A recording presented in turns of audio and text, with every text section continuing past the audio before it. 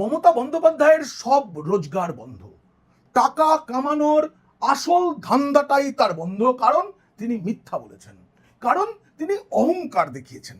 আর অহংকার হলে পতন তো হবেই। অহংকারের জন্যই তার সরকার গেছে, তার দল গেছে।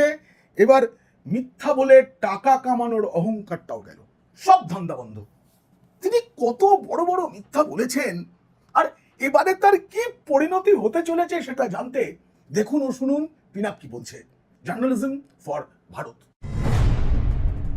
আমাদের বহিষ্কৃত মুখ্যমন্ত্রী, না মানে যিনি গর্বের ছিলেন আর কি, গর্বের মুখ্যমন্ত্রী, সততার প্রতীক, এই সততার প্রতীকের মিথ্যা এর কোনো শেষ নেই, জুড়ি মেলা ভার। বাংলায় এত মিথ্যা কোনো শিশুও বলে কিনা আমার জানা নেই। আপনারা জানেন, আপনারা সেটা জানেন, নতুন করে কিছু বলার নেই। কিন্তু সদ্য সদ্য তার একটা মিথ্যা প্রমাণ করার মিথ্যা নতুন বিতর্ক তৈরি করেছে। তার অভিযোগ, চলতি বছরে এখনো তার যে বই, প্রচুর বই তো, সেগুলো যে বিক্রি হয়, তার রয়্যালটির টাকা, সেগুলো তিনি পাননি। এই ঘটনার পিছনে বিজেপি সরকার নতুন এসেছে বা বিজেপি দল, তাদের ষড়যন্ত্র থাকতে পারে এমন ইঙ্গিত করেছেন আমাদের বহিষ্কৃত মুখ্যমন্ত্রী, যিনি নিজেও হেরে গেছেন। বরাবরই তিনি দাবি করতেন তার বই বিক্রির রয়্যালটির টাকা এত এত বেশি যে তার ব্যক্তিগত খরচের জন্য আর কোনো রোজগার দরকার নেই। এবার সেই সময় পার হয়ে গেছে নাকি, রয়্যালটির টাকা আসার সময়, এবং তখনও তিনি টাকা পাননি। তিনি বলেছেন আমি মাইনে নিতাম না। কেন নিতেন না? আপনি কি প্রমাণ করার জন্য মাইনে নিতেন না? যে আপনি সৎ। সৎ মানুষেরা বেতন নেয়, তারা কাজের মূল্যটুকু নেয়, কারণ সেটা দিয়ে তাদের সংসার চলে। যে মানুষ বেতন নেন না তাকে নিয়ে সন্দেহ তৈরি হয়। এক পয়সাও পেনশন নিই না, কেন নেন না? উনি সাংসদ ছিলেন, লোকসভার পেনশন, এবং মন্ত্রীও ছিলেন, রেলমন্ত্রী ছিলেন একাধিকবার, তিনি তো পেনশন পাওয়ার যোগ্য। তিনি বিধায়ক ছিলেন, এখন নেই, রাজ্য বিধানসভা থেকে তিনি এখন পেনশন পাবেন, কিন্তু কেন নেন না? যেটা সৎ উপায়ে আয়, যেটা ইনকাম ট্যাক্স দিতে হয়, যেটা সরকার দেখতে পায় যে আয়টা হচ্ছে, সেই আয় থেকে আপনি কেন মুখ ঘুরিয়েছিলেন? আদৌ ছিলেন কি আমরা জানি না, আমরা তো দেখতে পাই না বিধানসভা বা লোকসভার টাকাটা আপনার অ্যাকাউন্টে গেল কি গেল না, জানি না। দীর্ঘদিন ধরে তিনি নাকি বই লিখে তিনি রোজগার করেন, সংসার চালান। যদিও তিনি বলেন তার কোনো পরিবার নেই, সংসার নেই, ভাইপো, ওটা এমনি, ওটা সংসার বা পরিবার নয়।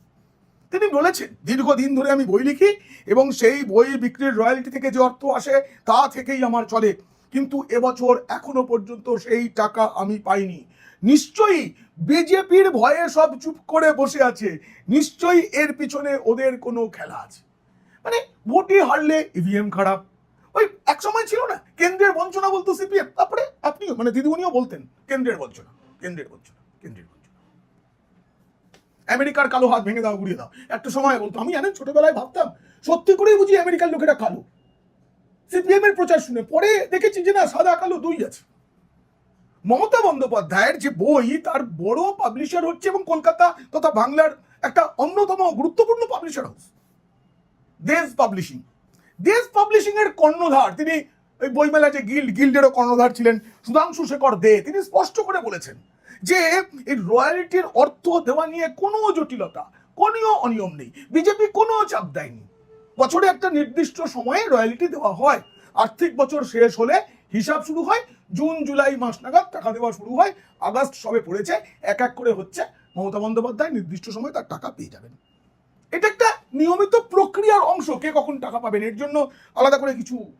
কিন্তু মমতা বন্দ্যোপাধ্যায়, আপনাকে বলি, সুধাংশু শেখর দে যখন বলেছেন তখন আপনি এবারের টাকা পেয়ে যাবেন, এবছর টাকা পেলেও আর তো কোনোদিন পাবেন না। কেন পাবেন না জানেন? মমতা বন্দ্যোপাধ্যায়ের রয়্যালিটি বাবদ টাকা আর কেন পাবেন না সেটা জানার আগে আপনাদের বুঝতে হবে, জানতে হবে কেন তিনি টাকা পেতেন। দেখুন, তার বইয়ের সংখ্যা 150-র বেশি। ক্ষমতায় থাকাকালীন তো প্রতি বছর বই মেলায় তার 3টে, 4টে, 5টা, 7টা করে বই প্রকাশিত হতো। বিভিন্ন সরকারি স্কুল এবং সরকার পোষিত লাইব্রেরিগুলোতে বাধ্যতামূলকভাবে মমতার বই দেওয়া হতো। রাজ্যে কত স্কুল, কত লাইব্রেরি, একবার হিসাবটা করুন। সব জায়গায় তার 2টি করে বই গেলে রয়্যালিটির পরিমাণ নেহাত অল্প নয়। এই বিপুল টাকাটা তিনি রোজগার করতেন। কেউ না পড়লেও লাইব্রেরিগুলো এই বইগুলো কিনতে বাধ্য হতো। আর এই যে জোর করে গচিয়ে দিয়ে নিজেদের অন্য বই, এই যে মমতার বইগুলো, এগুলো জোর করে লাইব্রেরিকে গচিয়ে দেওয়া হতো। একই সঙ্গে কি করা হতো, সরকারি লাইব্রেরিগুলোতে ওই সংশ্লিষ্ট পাবলিশার তিনি কি করতেন, তার প্রকাশিত অন্য বইগুলো সেই সঙ্গে লাইব্রেরিতে দিতেন। মমতা বন্দ্যোপাধ্যায় চোখ বুঝে থাকতেন, কারণ তাতে তার আয় বাড়ছে। এমন অভিযোগ দীর্ঘদিনের অভিযোগ। কিন্তু মমতা এই কথাটা প্রথম কবে বলেন যে রয়্যালটির অর্থ দিয়ে তার সব চলে, সেটা বুঝতে হবে। সেটা খুব মজার বিষয়। আপনারা শেষ পর্যন্ত ভিডিওটা দেখলে বুঝতে পারবেন যে শুধু বই বিক্রির রয়্যালটি নিয়ে কত বড় মিথ্যা, কতভাবে বাংলার মানুষকে তিনি ঠকিয়েছেন। আপনারা বিশ্বাস করতে পারছেন না এখনো, এই ভিডিওর শেষটা আপনারা দেখুন, দেখলে বুঝতে পারবেন। বাংলার বড় বড় সাহিত্যিকরা যেটা করতে পারেননি, সেটা করেছেন নাকি আমাদের সততার প্রতীক। দেখুন, আমি বলছিলাম না, মমতা বন্দ্যোপাধ্যায় কবে বলা শুরু করলেন যে রয়্যালটির টাকাতেই তার সব চলে। 2022 সালের 21শে জুলাই হলো, তার পরের দিন থেকে পার্থ চট্টোপাধ্যায়ের বাড়িতে তল্লাশি শুরু হলো এবং তার বান্ধবীর বাড়িতে লোকান্ন কোটি কোটি টাকা, গয়না, বিদেশি মুদ্রা এসব পাওয়া গেল। এর ঠিক পরে 25শে জুলাই 2022 কলকাতার নজরুল মঞ্চে বঙ্গ বিভূষণের অনুষ্ঠান হচ্ছিল। সেই অনুষ্ঠানে মমতা প্রথমবার কি বলেছিলেন, আপনারা একবার শুনুন সেই বক্তব্যটা।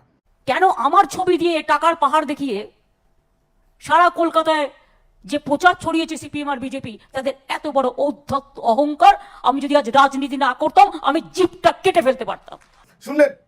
শুনলেন বন্ধুরা, পার্থ চ্যাটার্জির বাড়িতে, মানে বান্ধবীর বাড়িতে বিপুল টাকা, গয়না এসব পাওয়ার পর তিনি বলেছিলেন এসব, যে আসলে বোঝাতে চেয়েছিলেন ওই সব টাকার ভাগ তিনি নেন না। নিজের থেকেই বলেন, কেউ কিন্তু প্রশ্ন করেন। তখনও মমতা বন্দ্যোপাধ্যায় যেরকম দুর্দণ্ড প্রতাপ মুখ্যমন্ত্রী, তখনও পর্যন্ত কারো জিজ্ঞেস করার সাহস ছিল না যে আচ্ছা এই এত টাকা পার্থ, মানে ওর পিতার বাড়িতে আপনি জানতেন না। জিজ্ঞেস করার আগেই তিনি বলেন, আমি কারো পয়সায় খাই না, রেলমন্ত্রী যখন ছিলাম নিজের পয়সায় চা খেতাম। কেন? আচ্ছা, অফিসে চাকরি করে অফিসের পয়সায় চা খাওয়া, এটা তো অন্যায় কিছু না, এটা তো প্রাপ্যের মধ্যে পড়ে। আচ্ছা, তিনি খেতেন না। তিনি মুখ্যমন্ত্রী হওয়ার পর থেকে বেতনই নিতেন না। কেন? কি প্রমাণ করতেন? প্রাক্তন সাংসদ হিসেবেও পেনশন নেন না। এইসবের পরে তিনি যেটা বললেন, আমি বই লিখি, খেটে রোজগার করি। বই লেখা কিন্তু পরিশ্রম আছে, বইটা অত সোজা নয়। বাজেট যেমন ওই ট্রেডমিলে হাঁটতে হাঁটতে বানানো যায়, কবিতা ওইভাবে হয় না। কবিতার ছন্দ আসে, ঘুমের মধ্যে আসে, নানা সময় আসে। যদিও মমতার কবিতা লেখার গল্প আমি যা জানি, সেটা বললে আপনারা আশ্চর্য হয়ে যাবেন। একবার মমতা বন্দ্যোপাধ্যায় কবিতা লিখেছেন, বই ছাপতে দেওয়া হয়েছে, কিন্তু তারপরেও 10-12টা কবিতা দরকার, তা না হলে ফর্মা পূরণ হচ্ছে না। দেশ পাবলিশিং তারা সিএমওতে যোগাযোগ করে। তখন সিএমওতে এমন একজন চাকরি করতেন, তার স্বামী একটি মিডিয়ার কর্তা এবং আমি সেই মিডিয়ায় চাকরি করতাম। তখন এক সাংবাদিককে বলা হয় সারা রাতের মধ্যে 10-12টা এমন কবিতা লিখতে হবে যেটা পড়ে মনে হবে মমতা বন্দ্যোপাধ্যায়ের কবিতা, কারণ 10-12টা কবিতা না হলে বই ছাপা যাচ্ছে না। আর মমতা বন্দ্যোপাধ্যায় লেখার মতো সময় নেই। লেখা হয়েছিল, সারা রাত ধরে কবিতা লিখে। এরকম অনেক অজস্র গল্প আছে। কিন্তু এই যে তার 120টি বই বেরিয়েছে, তিনি সেইটা নিয়ে বলার পাশাপাশি বললেন কি, আমি গানে সুর দিই, কারো পছন্দ নাও হতে পারে। তাই তো, সব গানের সুর কি সবার পছন্দ হয় না? সবাই বুঝে। 120টা বই বেরিয়েছে, সেগুলো কি সবার পছন্দের? সবাই পড়ে কি? কে পড়ে আমি জানি না, আমি পড়েছি, আমি উপলব্ধি পড়েছি, তার জীবনী সংক্রান্ত যে বই পড়েছি। তা না হলে কি করে বুঝতে পারতাম যে একটা বই আর একটা বইয়ের মধ্যে তত্ত্বের এত তফাৎ? যখন যেটা মনে হয়েছে লিখেছেন। এমনকি নিজের জন্ম মুহূর্তটা নিয়ে, তখন নাকি হঠাৎ করে বৃষ্টি নামলো, অষ্টমীতে শাক বেজে উঠলো, সন্ধি পুজোর সময়। যাই হোক, বলছেন এই গান লেখা, সুর দেওয়া, এ থেকেও তিনি যে রয়্যালিটি পান, তা অনেকেই পায় না। আমি না ভাবছিলাম, জানেন, এই অহংকার কোনোদিন কোনো লেখক করেছেন? শরৎচন্দ্র চট্টোপাধ্যায়, জীবনানন্দ দাশ, সুনীল গঙ্গোপাধ্যায়, শঙ্কর, কেউ কোনোদিনও বলেছেন আমি যে রয়্যালিটি পাই? হেমন্ত মুখোপাধ্যায়, গায়ক কিশোর কুমার, তাদের তো রয়্যালিটি প্রচুর বলে জানতাম বা জানি আমরা এবং মানিও। এখন অরিজিৎ সিং, তিনিও কি কখনো বলেছেন আমি রয়্যালিটির যা টাকা পাই সে টাকা অন্য অনেকে কেউ পায় না? কি করে বললেন? এই অহংকার কোনোদিনও কেউ দেখাননি। তারাশঙ্করও নন, জীবনানন্দ দাশও নন। তবে তিনি মোটা টাকা পেতেন, এটা কিন্তু ঘটনা। কি করে পেতেন আমি আগে বলেছি।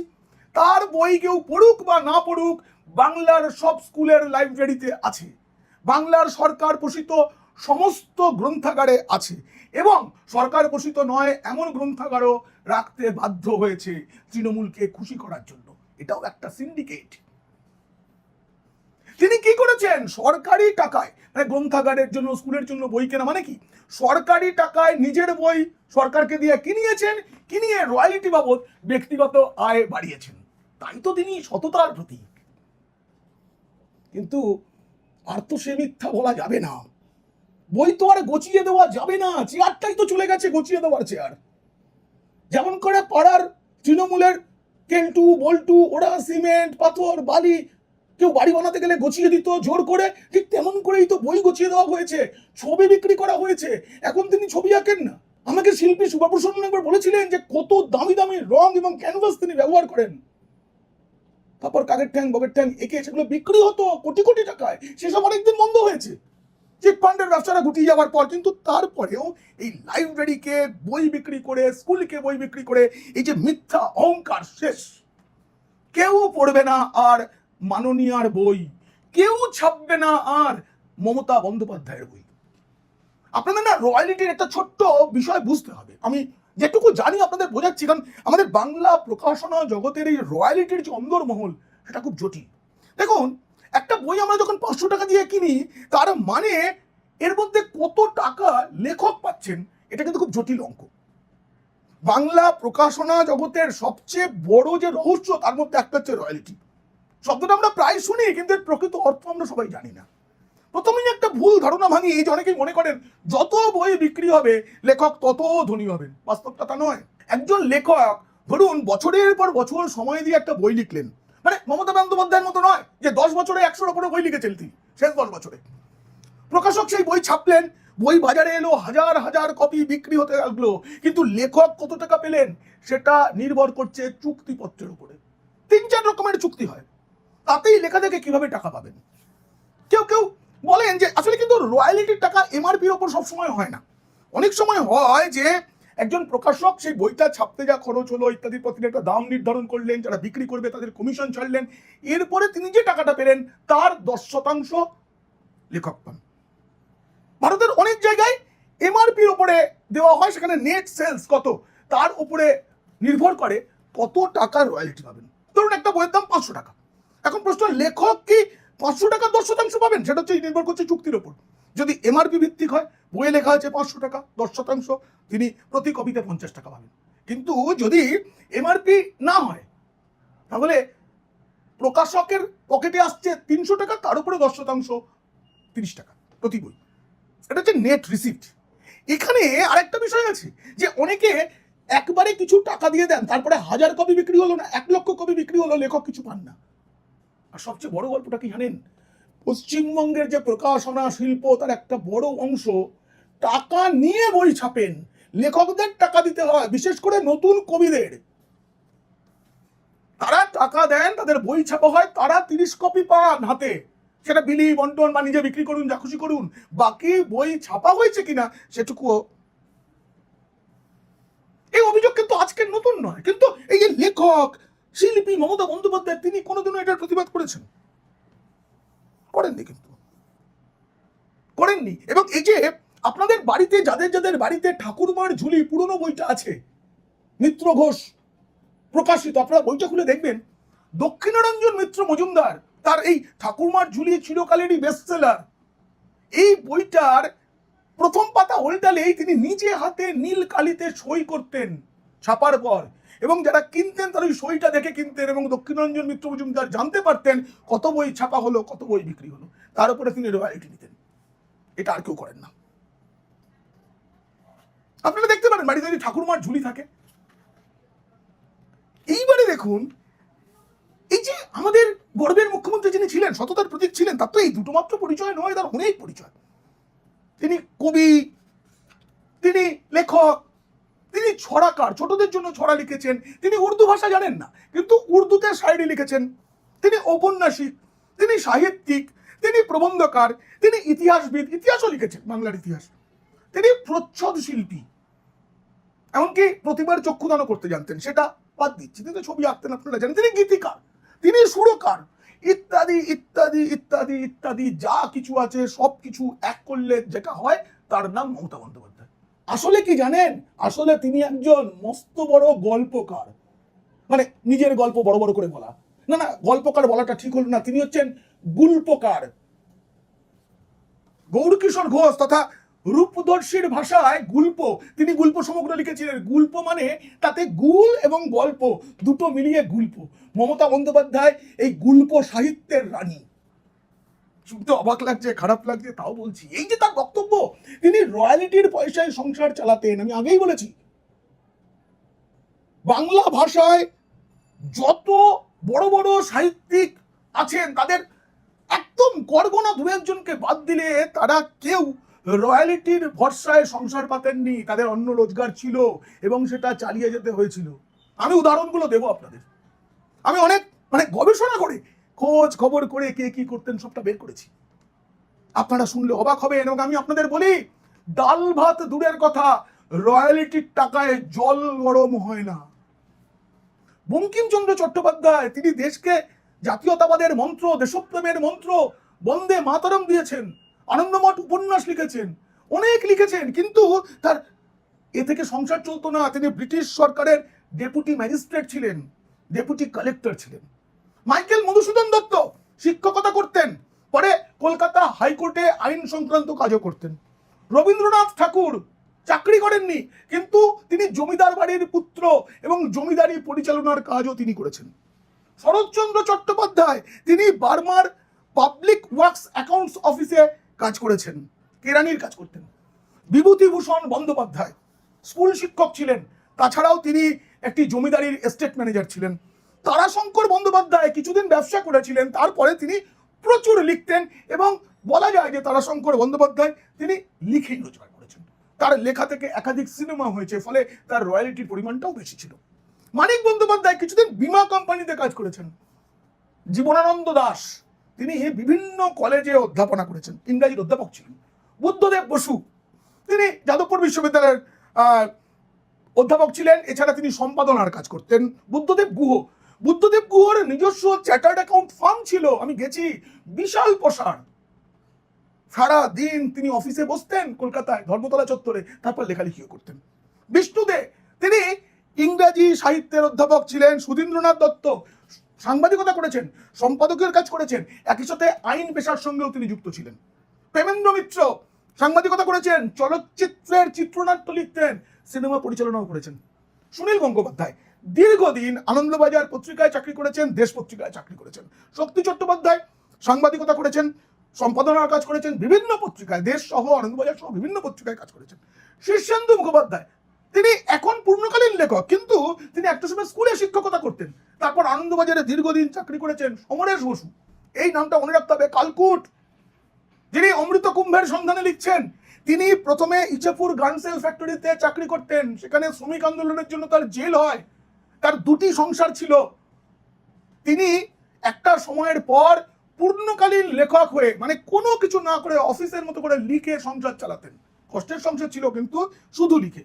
মহাশ্বেতা দেবী আমাদের মাননীয়ার খুব প্রণম্য ছিলেন, শ্রদ্ধার ছিলেন, বিজয়গড় কলেজে অধ্যাপনা করতেন। সৈয়দ মুস্তফা সিরাজ তিনি সাংবাদিকতা করতেন, আনন্দবাজারেই ছিলেন। বাদ চলে গেছে সৈয়দ মুস্তফা আলী, তিনি স্বাধীনতার আগে অধ্যাপনা করেছেন, তিনি আকাশবাণীতে চাকরি করেছেন। সঞ্জীব চট্টোপাধ্যায় রেলে চাকরি করেছেন, পরে আনন্দবাজারে চাকরি করেছেন। জয় গোস্বামী তিনিও সাংবাদিকতা করেছেন, প্রথমে দেশ, তারপরে প্রতিদিন। মানে এরকম করে আজকের যারা লেখক তাদেরও যদি আপনারা খোঁজ নেন, কেউ রয়্যালিটির পয়সায় খেতে পারেন না, সংসার চলবে না। কিন্তু আমার কাছে না একটা অন্য প্রশ্ন, সুনীল গাঙ্গুলি, মহাশ্বেতা দেবী, শীর্ষেন্দু মুখোপাধ্যায়, এদের থেকে তো মমতা বন্দ্যোপাধ্যায় অনেক এগিয়ে। তিনি তো শুধু লিখে কামান না, তিনি গান লিখে সুর দিয়ে যে রয়্যালিটি পেতেন, সেই টাকা কি পেয়েছেন জানি না। তাহলে কিন্তু আমাদের সকলের এবারে প্রাক্তন মুখ্যমন্ত্রীর জন্য বর্তমান মুখ্যমন্ত্রীর কল্যাণ তহবিলে টাকা দেওয়া দরকার। কারণ সেই সুর দেওয়া, গান লেখা, এর জন্য যদি রয়্যালিটি না পান, তাহলে তো সংসার চলবে কি করে? ফি বছর পুজোয় তিনি গান লিখতেন নাকি, নিজেই সুর দিতেন। সুজিত ভাই শ্রীভূমির তিনি এসব কিনতেন, স্বরূপ ভাই কিনতেন, অরূপ ভাই কিনতেন। আর তো কিনবেন না তারা, কেউ জেলে কেউ ফ্যাসাদে। মমতার গান ছাড়া মা দুর্গার আগমনই কি করে হবে বলুন তো? সুজিত জেলে, পার্থ নির্বাসিত, স্বরূপ মদন অন্য শিবিরে, চন্দ্রিমারও একটা পুজো আছে। কিন্তু যে চন্দ্রিমা নিজেই বেসুরো, তিনি মমতার থেকে সুর কি করে নেবেন? একমাত্র আশার আলো উত্তর কলকাতার রামমোহন সম্মেলনী, কুণাল ঘোষের পুজো সেটা, কিন্তু তাতে অত বাজেট নেই জানেন। মমতা বন্দ্যোপাধ্যায়ের মানে অবসরপ্রাপ্ত গীতিকার সুরকারের গান কিনতে পারবেন কিনা? কি বিপদ কি বিপদ, একবার ভাবুন। ভাইপো তো বিদেশ পালাতে মরিয়া, পিসির খাই খরচ মেটাবেন কি ভাইপো? আমার সন্দেহ আছে। তাই বলছি, সামনে পুজো, রক্ষে করো মা দুর্গা। মমতার এখন খুবই দুর্দিন, যাবতীয় রোজগার বন্ধ। এখন মমতার রোজগারের জন্য কোন পথ নেওয়া উচিত সেটা আপনারা মন্তব্য করুন। সঙ্গে আপনারা কোথা থেকে মন্তব্য করছেন জায়গার নামটাও লিখুন। আর অবশ্যই অবশ্যই করে অনেক বেশি করে সাবস্ক্রাইব করুন পিনাক কি বলছে। আর পিনাক কি বলছে পাশে দাঁড়াতে হলে ইউটিউব যে নতুন সুবিধা দিয়েছে তাতে মেম্বারশিপ নিতে পারেন। মেম্বারদের জন্য অনেক রকমের সুবিধা ইতিমধ্যেই চালু হয়ে গিয়েছে। যদি এই ভিডিও ভালো লেগে থাকে তাহলে লাইক দিয়ে শেয়ার করুন বন্ধুদের, আর খারাপ লাগলে শত্রুদের। আপনারা খুব খুব ভালো থাকবেন। ভারত মাতা কি জয়।